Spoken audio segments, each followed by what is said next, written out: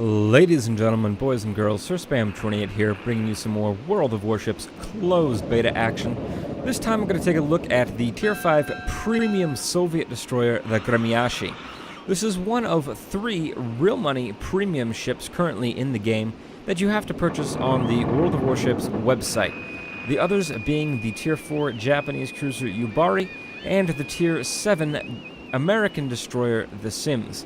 I've already taken a look at the Yubari, and there will be a link to that video in the video description below. But for now, on to this Tier 5 Soviet destroyer.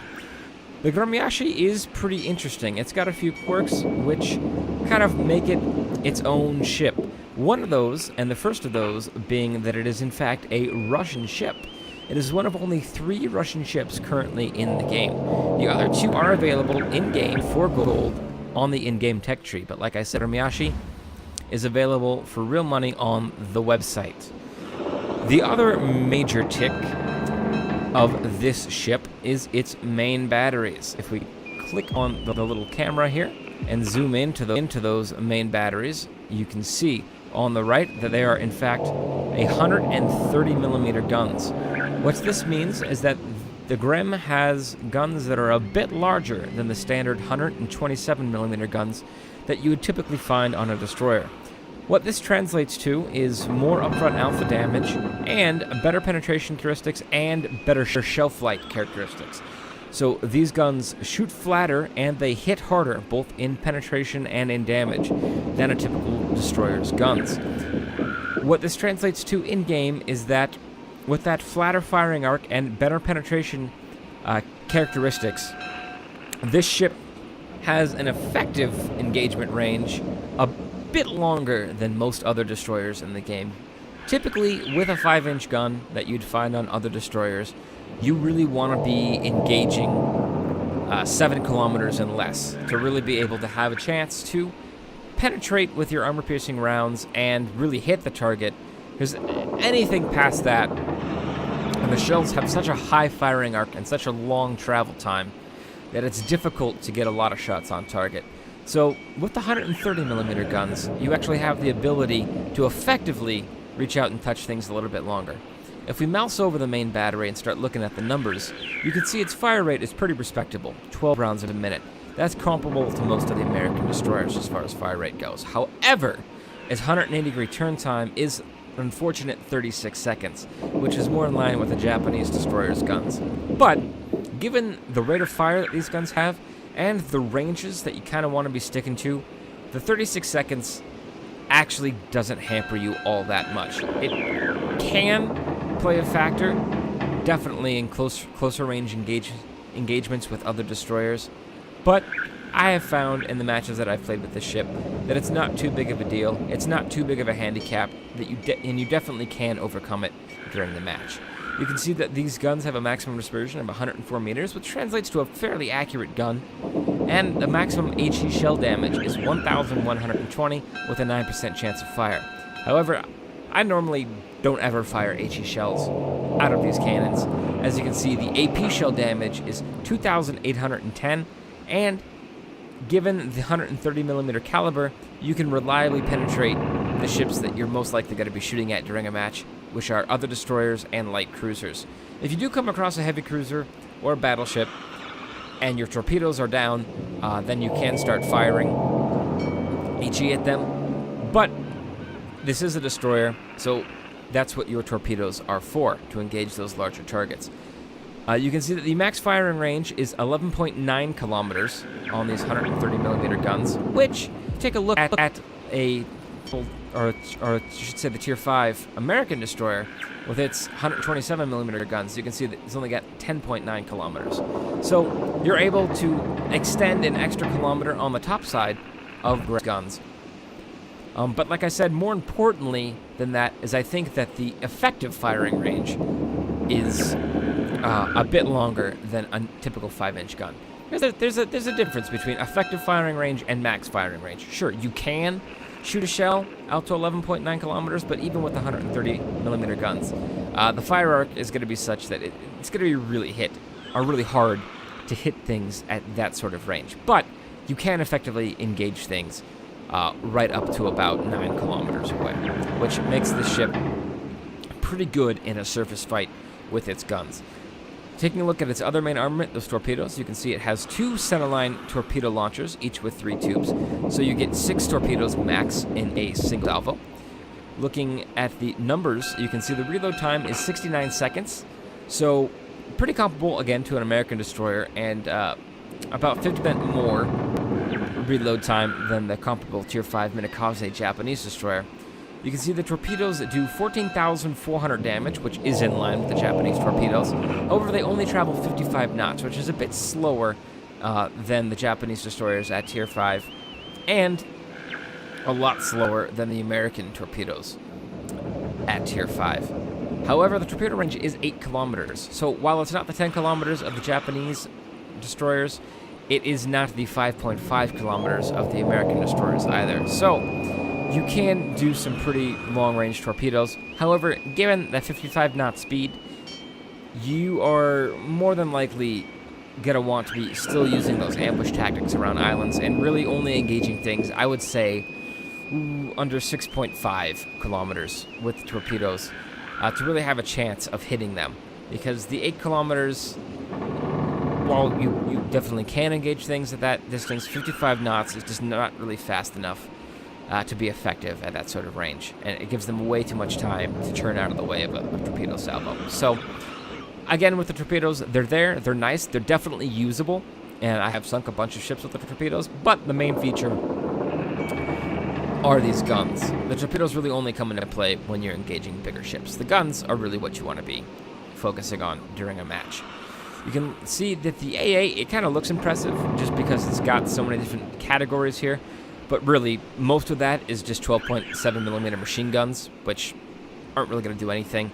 And it does have 4 37mm cannons and 2 76mm cannons. But you can see the DPS on these is just not the greatest. Really, you have to be very close to planes to get all your guns in play. And even then, you're not really going to be shooting down that many planes during a match. So when it comes to escorting ships or trying to position yourself to get AA fire on ships, I wouldn't go for it. I usually end up turning my AA guns off during the beginning of the match just to try to increase my stealth a little bit. Its maneuverability, being a destroyer, is fairly good. Maximum speed of 38 knots is really, really fast for a surface ship, and its churning circle radius is 630 meters with a rotor ship time of 3.5, which means it is very, very fast left to right and can turn very tightly. Another number kind of not here is its acceleration and the ability to slow down. It really speeds up and slows down very fast, so it responds really quickly to changes in your throttle. Taking a look at its concealment numbers, you can see that its surface detectability range is 7 kilometers, which is kind of in line with the American destroyers. And definitely less than the Japanese destroyers, and its air detectability range is 3.6 kilometers. However, unlike the American destroyers, it actually has torpedoes that go farther than its detectability range, so if it comes down to it, you can do torpedo strikes from stealth. But like I said before when talking about the torpedoes, they go so slow that you really want to be, shooting them at sub 6.5 kilometer ranges, which is in line with the 7 kilometers. So you can kind of, break stealth, get in to like 6 kilometers, launch your torpedoes, turn around using its pretty good maneuverability, and accelerate back out past that 7 kilometer surface detectability mark pretty fast.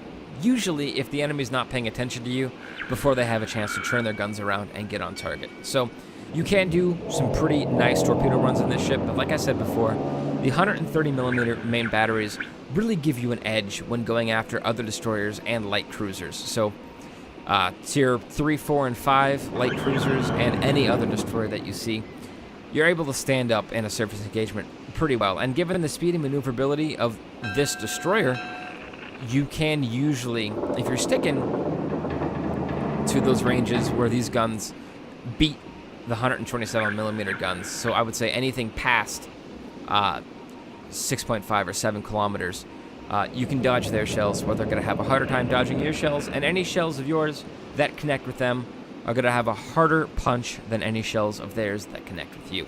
So, that's kind of going over the numbers of the Grem. I'm going to go ahead and jump into a couple of games and see how she performs on the sea. So I will see you in game. So jumping into our first match here in the Grem, you can see that we are actually outnumbered.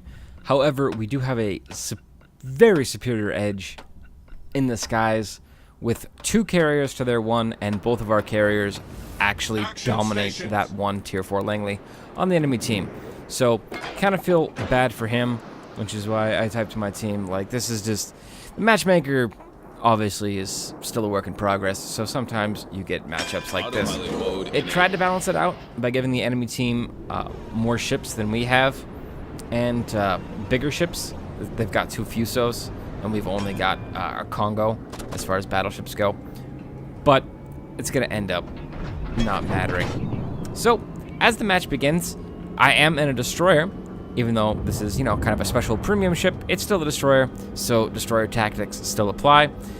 Starting here on the left-hand side of the map, I go ahead and rush towards A. Being a domination map, early destroyer caps, like I've said before in previous videos, really kind of determine who's actually going to end up winning the game. So as we're steaming towards A, I keep panning around, looking at where the rest of my ships are going to be going. And it looks like a fair number of ships are actually following me into this A area. So kind of in my mind, I'm chalking it up to, okay, this is definitely going to be a very A and B focused match, given that the majority of our forces are actually crossing over the center line of the map, you know, in between 5 and 6, and are going to be on this side. So that's where the majority of our focus is going to be. And, you know, just keep glancing at the team list to try to memorize, you know, who's in what ship on both my team and the enemy team, so we can do better as the game goes along. So steaming into A here, I know that this is a very contentious point on this map for a lot of domination games. Usually you get some early light cruisers and destroyers from both teams being in this area, trying to take each other out.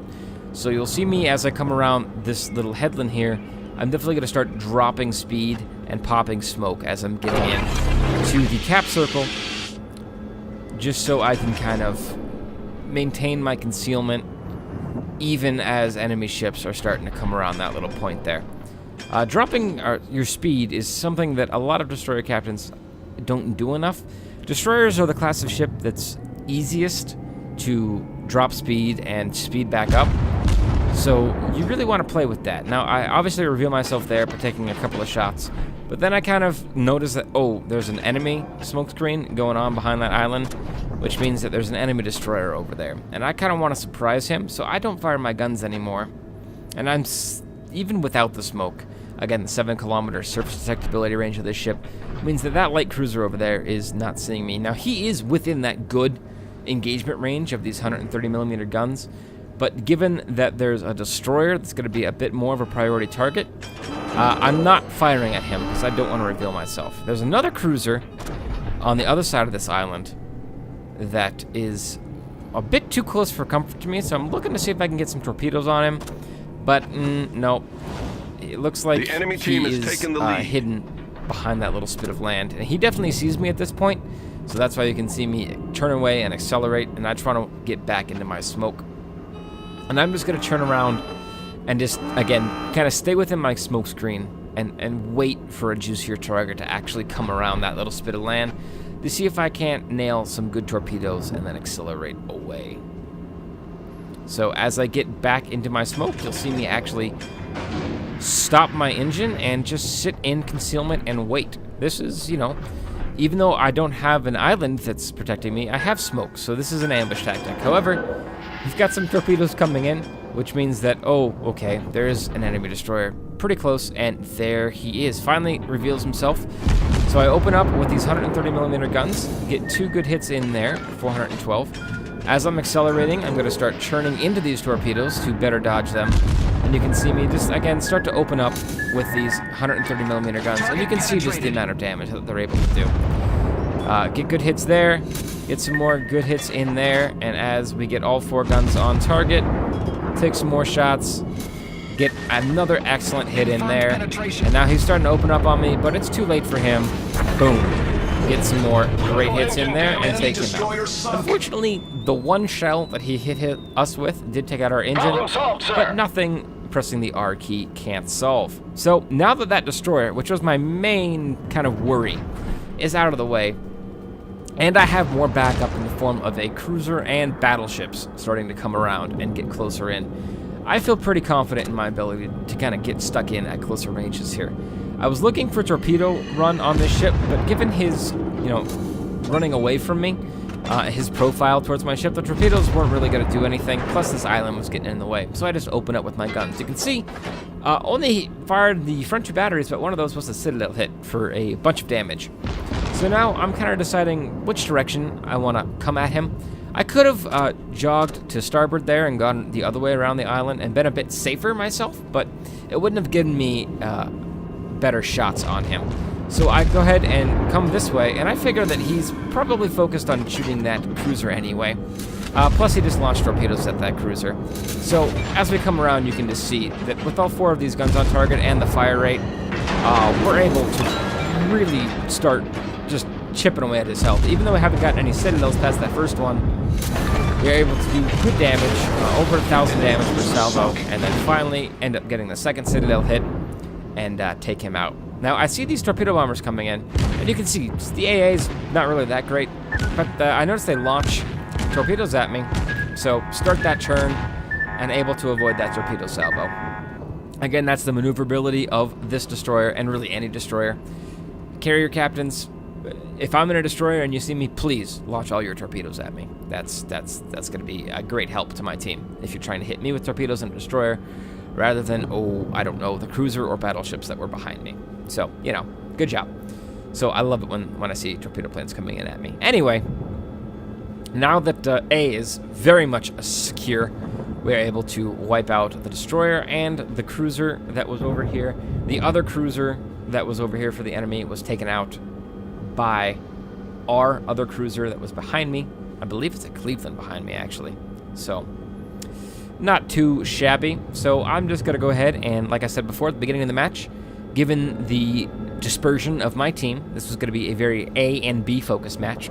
So now that we have A secure, the next priority is to get into B and cap it. Because as you can see, even though we're winning on material, and in fact winning greatly on material, the scores are still pretty even just because they have 2 points to our 1, and in domination, capping the points are everything. So it's not too late, and we've done so well on the surface that they don't have that big of a points lead ahead of us. In fact, they don't have a points lead ahead of us at all, even though they had 2 caps. So we're going to get into B and see if we can't turn the tide. Now, as I'm cruising into B, looking at where the rest of the enemy team is, I can see there's this poor Kawachi, this battleship, kind of all by himself in the middle of B. And there's an enemy destroyer that's kind of broken through the B area and is trying to put pressure on our carriers, but we have 2 cruisers going back to kind of head him off. And this poor battleship is kind of left all alone. You can actually see that the bulk of the enemy fleet is still over there to my port in their spawn area, which in a domination game doesn't work out too well for you. You definitely want to get out of your spawn and choose a couple of cap points to make your priority and get stuck in and try to get those caps capped early, which the enemy team did do, but then what they're not doing is defending those caps very well. Now imagine if all of those ships were actually through this kind of slot on the 6 line and towards B. There's no way that I'd be able to make it in here and cap this out. But I do, because they have a pretty bad position relative to the map objectives. So I'm able to kind of cruise in here, and as I'm getting closer to this battleship, I just pop smoke and again cut my speed so the smoke's more effective, because I'm worried about something, either cutting through that slot or this battleship stopping and doubling back, and I just really don't want to get spotted until this point is actually capped out. So as we're getting close to actually capping B, I start thinking, okay, I'm gonna make a torpedo run on this battleship as my next objective. So there we go, cap B, speed back up, speed out of the smoke. Our team has taken the lead as that battleship goes around that island, so I'm staying hidden. And as another good thing, our team actually wins in Cap C as well, which I wasn't expecting, given the majority of our forces actually went towards A and then doubled back to protect our carriers, which good on those 2 cruisers that actually came back and took out that enemy destroyer that had broken through. So now we're just going to see if we can't get a good torpedo run on this battleship. However, he's kind of curving around the island, which is taking away line of sight from me to him. And just look at the amount of torpedo bomber squadrons that are in the air, because he's obviously a kind of threat to those carriers, so they definitely want to take him out first. And he's under fire from a Cleveland over there, which, given that he's just a lone little Kawachi, he is a battleship, but Cleveland with its guns, yeah, just wrecks face. And here comes torpedoes coming in, and that battleship goes down, I believe, to actual cruiser fire. But in any case, he's gone, and even if those cruisers didn't take him out, I mean, just look at the amount of torpedoes that were over there from those torpedo squadrons. I think all 4 torpedo squadrons dropped on him and or his sinking hulk. So we've got all 3 cap points. We've got our carriers secure. We've got good position on the map with our battleships being in a kind of forward position to cut off their main forces that were stuck in their spawn for whatever reason from kind of getting in towards A or B. The only other contentious point we really have is C over there. We've got a battleship over there, which is under torpedo bomber attack. Plus, there's an enemy cruiser over there, which could present a problem. So at this point in the video, I kind of spend a lot of time sailing around and not really doing that much, given that the vast majority of the enemy forces are kind of still way far away in their spawn area. So I'm actually going to go ahead and cut ahead the video towards the very end of the match, which what ends up happening is I get into C and recap it, because that one cruiser that was over there actually does cap C, but he gets taken out by a Cleveland kind of on the G9 area coming out of C. I recap C and then turn north and then start engaging an enemy carrier. So I'm going to go ahead and cut the video, and we'll pick it back up towards the end of the match while I'm engaging that enemy carrier. Alright, so as you can see, I have gone ahead and recaptured C, and I'm kind of turning this corner, and we spot the enemy carrier out at 11.2 kilometers, which is well within the range of these 130mm guns. So I start opening up on him just with the forward batteries, because, you know, those are the only guns that I have pointed at him. You can see that even though they've kind of finally broken through from their spawn and are recapping B, the points are as such that it's just, there's no way we're going to win this match, even though, you know, as far as surface ships go, it is fairly close, and they have 3 battleships as to our 1 left. But this carrier is in a bad way, and as we swing around and get more guns on him, you can see, again, I still have the AP loaded. I'm going for those Citadel hits, and I'm just watching where the shells are falling and kind of trying to walk them back. On the Langley, again, the Citadel is right below those smokestacks, so I'm hitting a little bit forward, start aiming a little bit towards the rear. Still aiming, I'm still hitting a little bit forward, so aim further towards the rear, fire off the final salvo of 3, and that last shell does, in fact, go ahead and get the Citadel hit on the Langley, which blows him up and ends the match, pushing us over that 1,000-point mark instantaneously. So looking at this match, you can see a fairly good performance, over 200,000 credits, and over 4,000 experience. That is doubled and running a premium account. You can see base experience of 1,428, which is a pretty good game. Not a great game by any stretch of the imagination, but a pretty good game. And you can see we didn't fire any torpedoes, but we did get 36 hits on the enemy for over 26,000 damage with the guns. Again, for some pretty good experience numbers and really good credit numbers. This being a premium ship, it does earn money at an increased rate. So, pretty swell match in the Grem. We'll go ahead and start our second game now. So as the second game loads up, taking a look at the team list, you can see that we once again have the air superiority, given that we have that Tier 5 Independence carrier to 2 of their Langleys. We also have a Langley to back him up. However, we don't have any battleships on our side of the map, but the only battleship they have is a Tier 4 Miyogi. So, dangerous, but not that dangerous. It's definitely not a Congo or a Fuso. Looking at the rest of the team list, we have more destroyers than they do, but they have more cruisers than we do. So, I'm a bit worried actually going into this match, just because, you know, cruisers are there to take out destroyers, and even though this is a very good destroyer with very powerful guns that beat most of their cruisers' guns, still don't have the health or the armor to really stand toe-to-toe with a cruiser too many times. I would feel comfortable, you know, taking on a Phoenix or an Omaha once, but then having to do it again, probably not going to work out too well, even in a ship as good as the Grem. So at the beginning of the game, I go ahead and call out our objectives. Given our spawn point, on this map, if you're on the northern spawn point, you usually want to send a couple of ships to Cap B and then really pressure B to try to, get them towards the map. And on the other side, on the flip side, if you have the southern spawn point, kind of same deal. You want to send a few ships to A to cap it, and then really pressure B. B is definitely the most contentious point on this map, as it should be, being in the middle. So anyway, just watching the dispersion of the team, we do have a couple of cruisers heading down towards A, which is fine, I'd prefer them to, kind of concentrate the firepower towards B and C and get those secured first before we start pressuring A and try to go for the 3 cap, but whatever. Maybe they can, distract some of the enemy team and hopefully, sink some of the enemy team down there. So now the enemy team has kind of made an interesting choice as we start to get into spotting range. It looks like they're kind of giving up A and they're heading towards C. So they're trying to anticipate our maneuver of really getting into C first. But at the same time, if you look in front of me here, we have this kind of wolf pack of 4 destroyers as we're all getting in towards B. Being in the Grem, I'm hanging behind these destroyers because I know that I have the bigger guns, so I'm able to shoot farther than they are. So I'm letting them kind of go ahead and do the spotting for me, and I will kind of be fire support here in the rear. So I'm probably not going to get into B by the time they cap it, but I don't really care about, getting those extra points for the cap anyway. I just want to shoot things in this ship.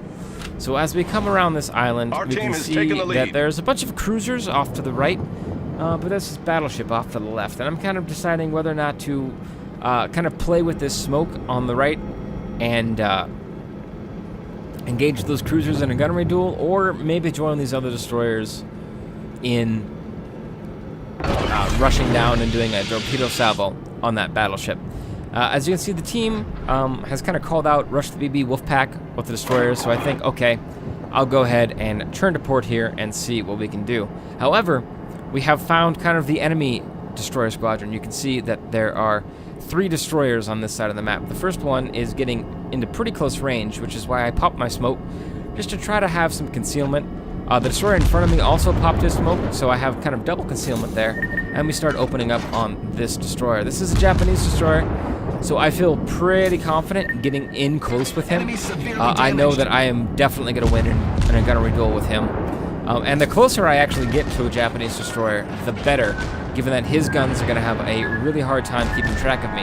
Now, my guns are going to have an equally hard time keeping track of him, but the fire rate allows me to, actually get shells on target, even if it's just these forward 2 batteries that are able to keep pace with him as far as maneuverability is concerned. You can see just the big damage numbers that we're able to put in with the AP shells on this lightly armored destroyer with these 130mm guns.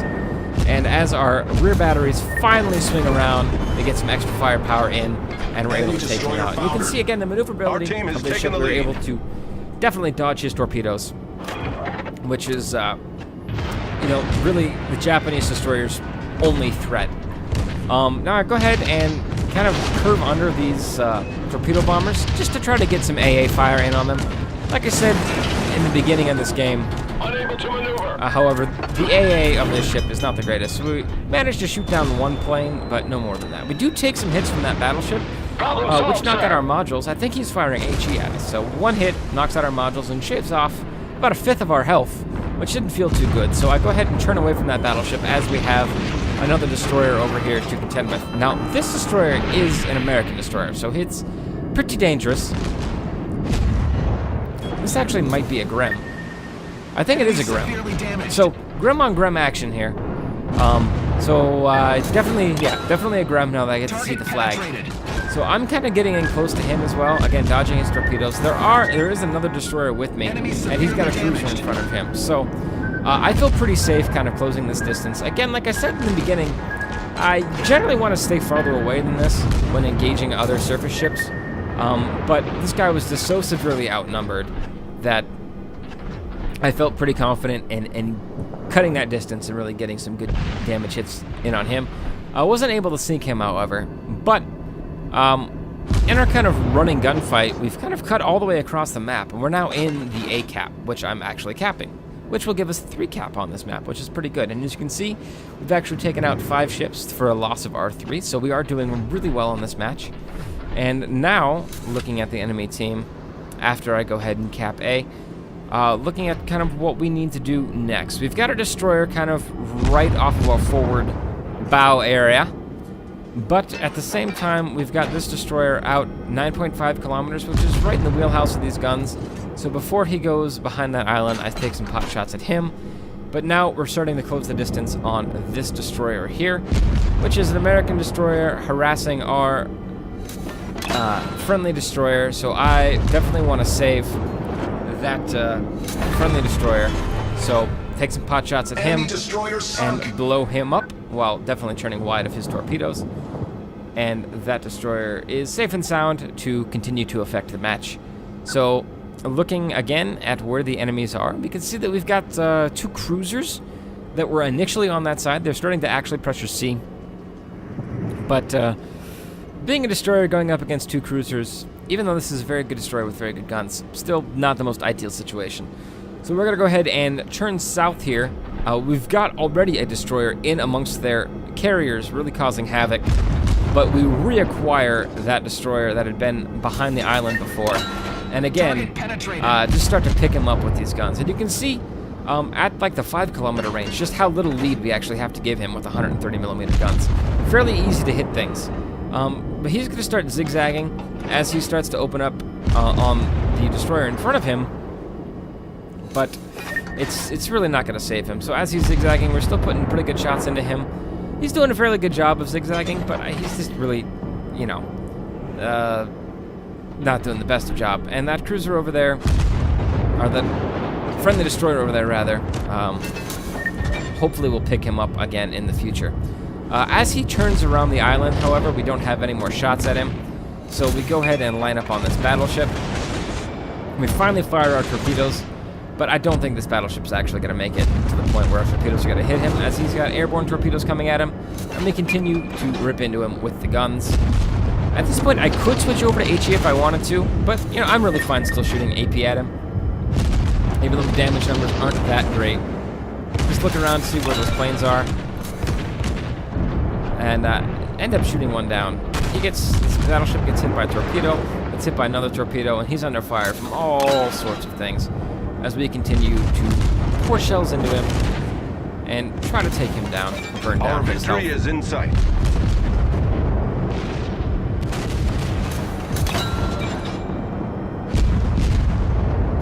And he goes down to that other destroyer, I believe. And now, as the match is coming to a close, just because we have 2 points capped and we have a distinct material advantage as far as ships go, we turn our attentions back to this enemy Japanese destroyer, who is at about 8 kilometers out.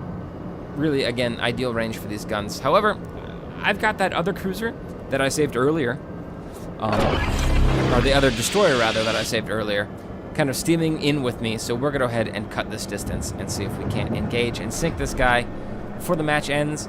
But he's still playing in the smoke, so I break off of that attack, turn into torpedoes, and cut my speed and turn back out of the torpedoes. And you can see just how fast this ship decelerates, which really kind of saved my life there, because I didn't see those torpedoes coming until it was way too late, and had turned towards this aircraft carrier and turned right into the path of those torpedoes. So a pretty good torpedo salvo by that enemy destroyer. But I was able to cut speed enough that they still missed me. So now, as the match is coming to a close, again, just like last match, it's starting to open up on this enemy aircraft carrier with the AP, hoping for some Citadel hits. This time I'm firing a bit too far astern, so I open up a bit ahead and see if I can't get him. But those torpedoes are coming in from our other destroyer. Hit him, take him out, and again, push us over that 1,000-point threshold. So, once again, a pretty okay game in the Grem this time.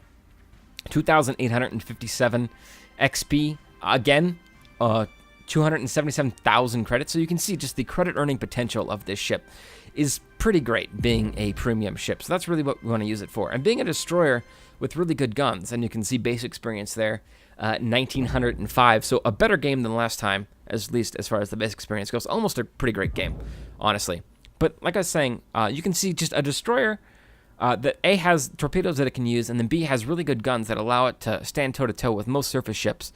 The credit earning potential on this ship is pretty good. You're usually going to be getting about 200,000 credits per match. So that was the Tier 5 premium Soviet destroyer Gremyashchy. I hope you enjoyed it, and I should be reviewing the last premium, real money premium ship, I should say, the USS Sims, sometime in the near future, so stay tuned for that. I hope you guys enjoyed the video. Pretty detailed look at this premium Tier 5 Soviet destroyer, and I will see you guys later.